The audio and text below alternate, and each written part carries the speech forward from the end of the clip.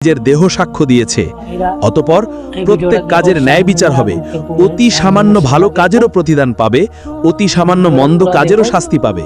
কিছু বান্দাকে আল্লাহ ক্ষমা করলেন তার রহমতে, তার করুণায়, কিন্তু অধিকাংশ যাবে জাহান্নামে। আদম সন্তানের প্রতি ১,৯৯৯ জন যাবে জাহান্নামে। এভাবে হিসাব শেষ হলো। এবার আসলো বিচ্ছেদের সময়। মানুষকে লোহার শৃঙ্খল গলায়, হাতে, পায়ে দিয়ে ভেড়ার পালের মতো টেনে নেওয়া হচ্ছে জাহান্নামের দিকে। তারা কাঁদছে, মিনতি করে, ইয়া রব, আমাদের আরেকবার সুযোগ দাও, আমাদেরকে দুনিয়ায় ফিরিয়ে দাও, আমরা নিজেদের ঠিক করব, আমরা ভালো হয়ে যাব। কিন্তু না, অনেক দেরি হয়ে গেছে, আর এমন সুযোগ নেই। ফেরেশতারা তাদেরকে টেনে নিয়ে যাচ্ছে নিষ্ঠুরভাবে। চলো, এটাই তোমাদের জায়গা। অতঃপর জাহান্নামের উপর বিস্তৃত হলো একটা সেতু, চুলের মতো সূক্ষ্ম, তরোয়ালের মতো ধারালো। হ্যাঁ, এটাই সিরাত। তাদেরকে তা অতিক্রম করতেই হবে।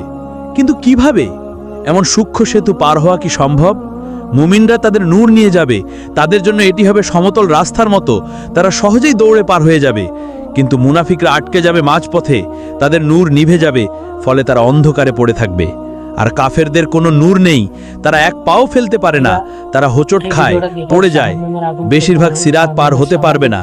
তারা হোঁচট খেয়ে জাহান্নামে পড়ে যায়, যেন ৭০ বছর ধরে পড়ে যাচ্ছে জাহান্নামের গহ্বরে। প্রতিটি পতন এক একটি চিৎকার, লক্ষ চিৎকার, কোটি কোটি চিৎকার। জাহান্নাম হা করে অপেক্ষা করছে ক্ষুধার্ত দানবের মতো।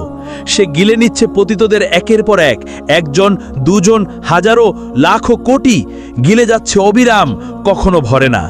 আল্লাহ তখন জিজ্ঞেস করবেন, তুমি কি ভরে গেছো? জাহান্নাম বলল, আরও আছে কি? আমি এখনো ক্ষুধার্ত, আমি এখনো ভরি নাই। অতঃপর যখন পতিতরা জাহান্নামে প্রবেশ করে, তারা সম্মুখীন হয় এক ভয়ঙ্কর উত্তাপের। এই পৃথিবীর আগুনের তুলনায় ৭০ গুণ বেশি তাপ। তাদের চামড়া সঙ্গে সঙ্গে পুড়ে যায়, তারপর নতুন চামড়া আসে, আবার তা পুড়ে যায়। এভাবে চলছেই আছে। জাহান্নামের আগুন মানুষ ও পাথর দ্বারা জ্বালানি পেল, ফলে এটি অকল্পনীয় উত্তাপে জ্বলে উঠল। ফলে তাদের শুরু হলো তৃষ্ণা, ভয়ঙ্কর তৃষ্ণা। তারা পানি চাইবে, দেওয়া হবে, কিন্তু কেমন পানি? তাদের দেওয়া হবে ফুটন্ত পানি, যা তাদের অন্ত্র ছিঁড়ে ফেলবে। তাদের দেওয়া হবে পুজ পানি পান করতে। তারা তা গিলতে চাইবে, কিন্তু পারবে না। প্রতিটি দিক থেকে মৃত্যু তাদের কাছে আসবে, কিন্তু তারা মরবে না। তারা খাদ্য চাইবে, দেওয়া হবে, কিন্তু কেমন খাদ্য? তাদের খাদ্য হবে কেবল কাঁটাযুক্ত উদ্ভিদ। এটি এমন এক জাক্কুম বৃক্ষ, যা জাহান্নামের তলদেশ থেকে জন্মায়। এর ফল শয়তানের মাথার মতো। প্রতিটি গ্রাসে আরাম নয়, বরং ব্যথা আসে। তারা না চাইলেও জোর করে তা তাদের খাওয়ানো হবে। জাহান্নামের শাস্তি শুধু উত্তপ্ত আগুন নয়, এখানে আছে জামহারির, যা ততটাই কষ্টদায়ক ঠান্ডা যেমন আগুনের উত্তাপ। অসহনীয় গরম আর ঠান্ডা প্রমাণ করে যে জাহান্নামের যন্ত্রণা সব দিক থেকে ঘিরে রাখবে। এখন সবাই তাদের স্থান খুঁজে নিয়েছে। জান্নাতের মানুষ জান্নাতে, আর জাহান্নামের মানুষ জাহান্নামে। দরজাগুলো চিরতরে বন্ধ হয়ে গেছে, ভাগ্য নির্ধারিত হয়ে গেছে, চিরকালীন সময় শুরু হয়েছে, আর কোনো ফেরত নেই। জাহান্নামের মানুষ সেখানে চিরকাল থাকবে। চিরকাল, ট্রিলিয়ন বছর, কোয়াড্রিলিয়ন বছর, কখনো শেষ হবে না। জাহান্নামের ৭টি দরজা রয়েছে, অর্থাৎ ৭টি আলাদা স্তর, ৭টি আলাদা দরজা, ৭টি শাস্তি। ৭টি দরজা পাহাড়ের মতো বিশাল, একটির নিচে আরেকটি স্তূপ হয়ে আছে গভীরতর দিকে। ওই দরজাগুলোর আড়াল থেকে এক আলো জ্বলে ওঠে, যার হৃদয়ে ভয়ের সঞ্চার করে। এই দরজার প্রহরীর সামনেই থাকবে চোপ বজ্রের মতো, চেহারা কঠোরতায় খোদাই করা। জাহান্নাম সৃষ্টির দিন থেকে সে কখনো হাসেনি, অটল, নির্মম, প্রহরায় অবিচল। প্রতিটি দরজা ভিন্ন পাপীদের জন্য, প্রতিটি স্তরে আলাদা শাস্তি, কেউ হালকা, কেউ ভয়ঙ্কর। লোকেরা জাহান্নামের দারোয়ান মালিককে ডাকবে, হে মালিক, তোমার রবকে ডাকো, আমাদের জীবন শেষ করে দিক। কিন্তু মালিক উত্তর দেবে শুধু নীরবতায়। প্রথম দরজা আকাশ কাঁপানো গর্জনে খুলবে, এর উপর লেখা থাকবে জাহান্নাম। এই স্থান মুসলিমদের জন্য, যারা ঈমান এনেছিল কিন্তু গাফেল ছিল, ঈমানদার যারা সালাত ছেড়েছিল, যারা বলতো পরে পড়ব, যারা মিথ্যাকে অভ্যাস বানিয়েছিল, যারা মানুষকে কষ্ট দিয়েছে, অন্যায় করেছে, মানুষের হক মেরেছে, যারা বলেছে আল্লাহ তো ক্ষমা করে দেবেন, কিন্তু তাওবা করেনি। তারা যখন প্রবেশ করবে তখন তারা কেঁপে উঠবে, আমরা কি ঈমানদার ছিলাম না? আমরা কি শাহাদা বলিনি? হ্যাঁ বলেছিল, কিন্তু এর দায়িত্ব পালন করেনি। এখানকার শাস্তি অস্থায়ী। যতদিন তাদের গুনাহ থাকবে ততদিন শাস্তি চলবে, তারপর তারা জান্নাতে যাবে। কিন্তু ততদিন পর্যন্ত প্রতিটি ছেড়ে দেওয়া সালাত, সমান একটি আগুন, প্রতিটি মিথ্যা একটি শিখা, প্রতিটি গুনাহ একটি যন্ত্রণা। আর দ্বিতীয় দরজা খুলবে এক বুনো চিৎকারে, তার নাম লাজা, অর্থাৎ এমন শিখা যা গ্রাস করে। এই আগুন জীবন্ত, এটি যেন বুদ্ধি রাখে, শিকার খোঁজে। এটি খুঁজে নেয় তাদেরকে যারা ইসলামকে উপহাস করেছে, যারা কোরআনের আয়াত শুনে হেসেছে, যারা আজান শুনে উপেক্ষা করেছে, যারা মুসলমানদের নিয়ে ঠাট্টা করেছে। লাজা তাদেরকে আক্রমণ করবে, সাপের মতো লাফিয়ে পড়ে, সিংহের মতো মাংস ছিঁড়ে ফেলবে, হাড় ভাঙবে, আবার তা জুড়ে দিবে। কারণ এখানে ব্যথা এক অন্তহীন চক্র। আর তৃতীয় দরজা সাকার গভীর নীরবতায় খুলবে। সাকার হলো আগুন যা ধ্বংস করে। এখানে শাস্তি তাদের জন্য যারা ক্ষুধার্তকে দেখে বলেছে আমার সমস্যা নয়, যারা ইয়াতিমকে জেনেও ফিরেছে, যারা গরিবকে উপেক্ষা করেছে, যারা সাহায্য প্রার্থীকে ফেলে গেছে, যারা শুধু আরামে মগ্ন থেকেছে। তাদেরকে জিজ্ঞেস করা হবে, তোমাদেরকে এই সাকারে কি সে এনেছে? তারা উত্তর দেবে, আমরা নামাজ পড়তাম না, আমরা গরিবকে খাবার দিতাম না। এখন তারা ক্ষুধার্ত, কেউ খাবার দেয় না, তৃষ্ণার্থ, কেউ পানি দেয় না। যন্ত্রণা ফিরিয়ে আনে তাদের সেই দুনিয়ার নিষ্ঠুরতা। আর চতুর্থ দরজা হুতামা খুলবে এক ধাতব শব্দে। হুতামা এমন আগুন যার হৃদয় চূর্ণ করে। এখানে সোনা রূপাও আছে, কিন্তু কি ধরনের সোনা রূপা?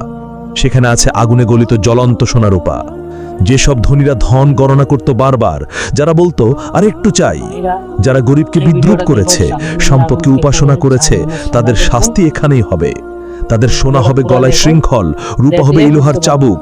হুতামা শুধু শরীর পোড়ায় না, এটি হৃদয়কে আক্রমণ করে, লোভী হৃদয়কে, স্বার্থপর হৃদয়কে বারবার গলিয়ে আবার তৈরি করে, আবার গলিয়ে দেয় এক অন্তহীন যন্ত্রণা। আর পঞ্চম দরজা জাহিম খুলবে এক ক্রুদ্ধ গর্জনে। জাহিম হচ্ছে দাও দাও শিখার ভাটি।